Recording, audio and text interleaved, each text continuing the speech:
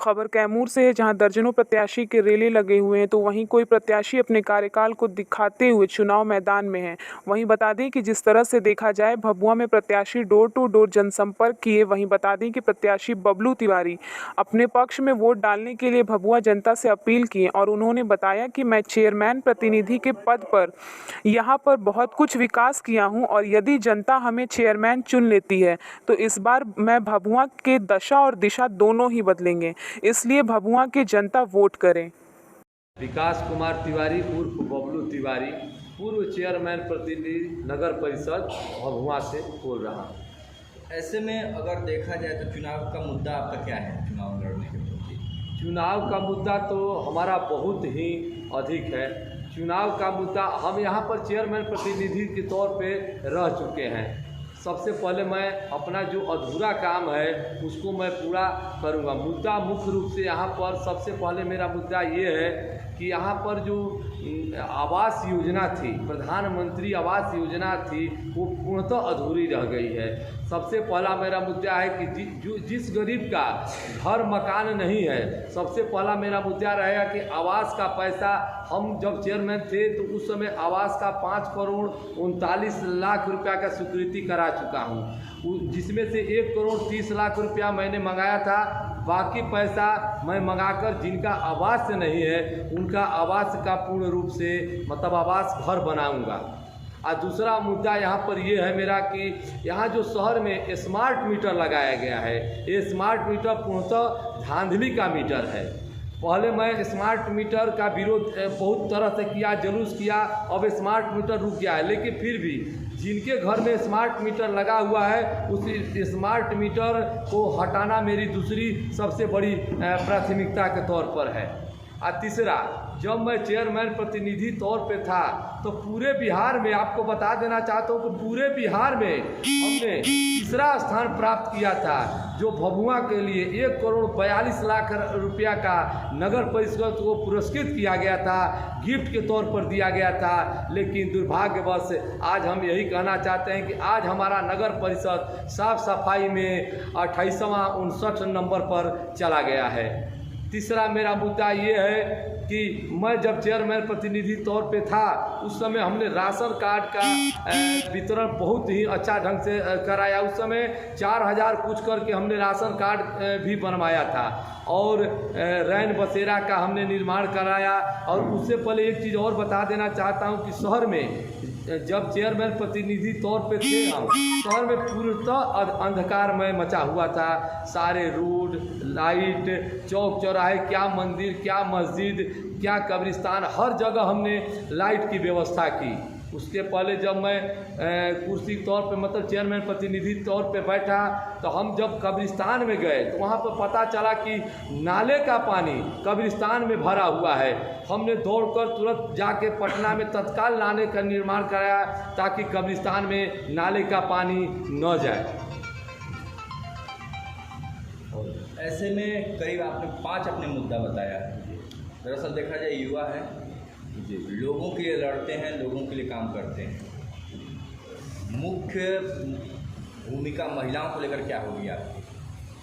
महिलाओं के लिए तो मुख्य मुद्दा यही है कि हमारे साथ महिलाएं बहुत तरह से जुड़ी हैं। महिलाओं के लिए तो पहले ये मुद्दा ये है कि महिलाओं, जो गरीब महिलाएं हैं, उनको तो पहले मैं यही कहना चाहूँगा कि घर में उन लोग के लिए राशन कार्ड अति आवश्यक है। जो गरीब महिला है, पहले राशन कार्ड उनको अति आवश्यक है। हर गरीब परिवार को राशन कार्ड मिलना चाहिए। और महिलाओं के लिए दूसरा ये है कि महिलाएं शिक्षित हों, बेरोजगारी दूर हो। यही मैं चाहता हूँ कि महिलाएं अपने पैर पर खड़ी हों। अभी बात कर रहे हैं चकबंदी रोड की। लोगों के लिए दिल का जगह बना हुआ है, बच्चों को पढ़ना है, उसमें ट्यूशन की व्यवस्था है, पर भी वहाँ रोड नहीं है, नाली नहीं है और कैमरे की व्यवस्था नहीं है। वहाँ असुरक्षित दिखी जाती है हर जगह, उस पर अभी चकबंदी रोड की जहाँ तक मैं बता दूँ, चकबंदी रोड के लिए हमने 55 लाख रुपया अपने समय ला चुका था, जिसमें 2,34,00,000 की योजना थी, जिसमें 55 लाख रुपया हम अपने समय ला दिए थे। उसका टेंडर भी हमने करा दिया था, लेकिन कारणवश टेंडर लोग नहीं बढ़िया से डाल पाए, इसलिए वो टेंडर रद्द हो गया। चकबंदी रोड के लिए मैं पैसा मंगा चुका हूँ।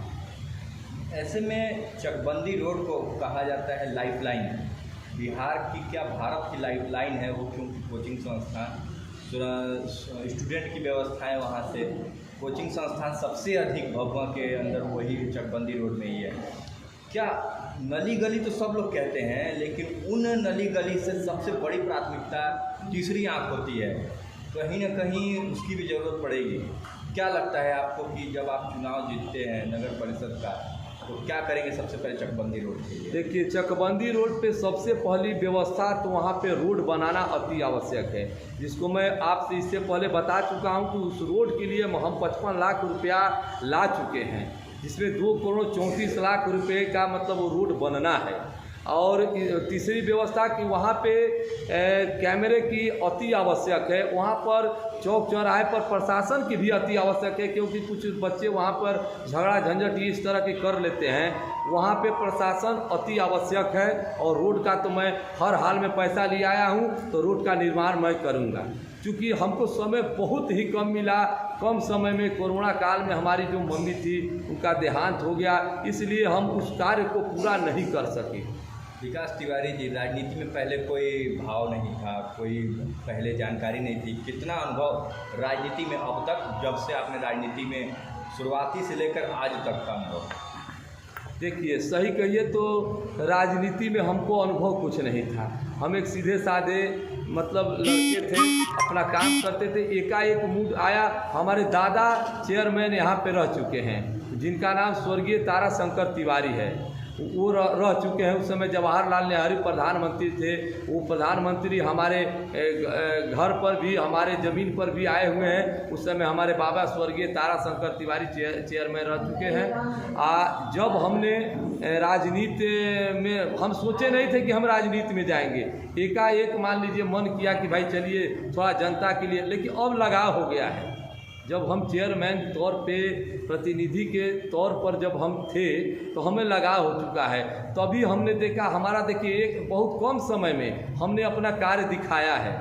यहाँ की भभुआ की नगर परिषद की जनता देख रही है, जितने कम समय में हमने कार्य किया है, उतने कम समय में कोई कार्य नहीं किया है। हमारा काम सड़कों पर, चौक चौराहे पर दिख रहा है हमारा काम। हम एक काम नहीं, हम बहुत काम कर चुके हैं। अगर हम गिनाने लगेंगे तो समय कम पड़ जाएगा। जनता 10 को ईवीएम का बटन दबाएगी, लेकिन जनता ईवीएम का बटन दबाएगी, लेकिन आप क्यों वोट मांग रहे हैं? क्या ज़रूरत है आपको वोट? ये हम अपने लिए नहीं, ये जनता के लिए वोट मांग रहे हैं। अगर जनता हमको चुनकर जिताती है तो ये अपने आप को जनता जिताएगी, क्योंकि ये जनता का विश्वास है हमारे ऊपर कि भाई हम काम किए, हमारा काम सारे लोग देख चुके हैं। हमने काम कम समय में बहुत किया है, जितना हमने काम किया है जनता सारी देख रही है। हमने बहुत तरह की व्यवस्था किया है, इसलिए जनता से बार बार मैं अपील करना चाहता हूँ कि रेल का इंजन छाप पर भारी से भारी मतों से बटन दबाकर विजयी बनाएं। जनता से क्या अपील करेंगे जो कि मतदाता हैं, और मतदाताओं के जरिए आप क्या हमारे चैनल के माध्यम से क्या मतदाताओं को कहना चाहेंगे? बस मतदाताओं से यही मैं कहना चाहता हूँ कि हमारी स्वर्गीय मम्मी उर्मिला देवी का कोरोना काल में काम करते हुए, नगर परिषद के काम करते हुए उनका देहांत हो गया, और उनके अधूरे सपने को मैं पूरा करने के लिए उनके पुत्र विकास कुमार तिवारी उर्फ बबलू तिवारी एकदम विनम्र निवेदन करना चाहता हूं कि उनके अधूरे सपने को पूरा करने के लिए मुझे पुनः एक बार अवश्य मौका दें। अच्छा, अगर बात कर लेते हैं तो एक चीज़ें हम लोगों ने देखा है, अगर विपक्षी की तरफ थोड़ा सा जाते हैं तो सब लोग मिल गए हैं एक लोग को हराने के लिए। एक तरफ से हमारे पास में जवाब आया है, तो इसको लेकर क्या कह रहे हैं? क्या सब लोग गठबंधन वाकई में कर लिए हैं आप लोग? हम स्वयं अकेले हैं, हमको किसी से कुछ मतलब नहीं है। हमारे बीच जो है वो जनता सबकी मालिक है, कहीं कोई कुछ मिला नहीं है। हम अकेले हैं, सबका मालिक जनता है, जनता के हाथ में है। जनता जिसको देगी वही विजयी होगा। एकता चौक की बात कर रहे हैं अभी। अगर 20 मिनट लगातार बारिश हो जाए तो पानी की जमा हो जाती है, घुटने और पानी हिल कर जाना पड़ता है। तो उस दौरान आप चुनाव जीतते हैं, तो उस दौरान आप क्या करेंगे इस पर? एकता चौक की जहाँ तक समस्या है, आपकी बात एकदम बिल्कुल सही है। एकता चौक पर जल जमाव बहुत तरह से हो जाता है। वहाँ पे कम से कम ठेहुना भर पानी वहाँ पे आ जाता है। हमने भी देखा है, हमारी गाड़ी भी आई है। क्योंकि एक चीज़ आपको हम बार बार बता देना चाहते हैं कि हमको बहुत कम समय मिला, हमको कम समय बहुत मिला। वहाँ पे एकता चौक के लिए मास्टर प्लान के तहत नाला का निर्माण कराना अति आवश्यक है। क्योंकि वहाँ का जो नाला का निर्माण, जो पहले यहाँ पे जो जनप्रतिनिधि थे, नाला का निर्माण वहाँ पे सही ढंग से नहीं हो पाया है। क्योंकि जब बारिश होती है तो पानी उल्टा चलने लगता है, इस कारण वहाँ पे पानी भर जाता है। उसको बढ़िया से नाला का निर्माण करा के उस पानी को हम निजात अवश्य दिलाएंगे।